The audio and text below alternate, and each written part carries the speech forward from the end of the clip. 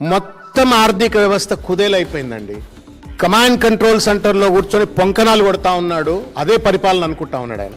పొద్దున్న లేస్తే command control సెంటర్లో కూర్చొని పొంకనాలు కొడుతూ పరిపాలన పైన పట్టు లేకుండా కేవలం కమిషన్ల కోసం, అవినీతి కోసం అర్రులు రాస్తూ మొత్తం రాష్ట్ర ఆర్థిక వ్యవస్థను కుదేలు చేసి పడేస్తా ఉన్నాడు రేవంత్ రెడ్డి గారు. 10 సంవత్సరాల పరిపాలనలో కేసీఆర్ గారు ఎక్కడో అధోగతిలో ఉన్నటువంటి ఒక తెలంగాణ రాష్ట్రం 2014లో తలసరి ఆదాయంలో కానీ, జిఎస్డిపిలో కానీ, ప్యాడీ ప్రొడక్షన్లో కానీ, ఎలక్ట్రిసిటీ ప్రొడక్షన్లో కానీ, ఇంకా అనేక ఇండికేటర్స్లో ఒక అద్భుతమైనటువంటి ఒక రాష్ట్రంగా భారతదేశం గర్వపడేటువంటి ఒక రీతిలో తెలంగాణ రాష్ట్రాన్ని అభివృద్ధి చేసి రేవంత్ రెడ్డి చేతిలో పెడితే, పిచ్చోన్ చేతిలో రాయి లెక్క ఇవాళ ఈ పరిపాలన కొనసాగిస్తూ మొత్తం ఆర్థికంగా రాష్ట్ర స్థితిగతులను కుదేలు చేసినటువంటి ఒక పరిస్థితి.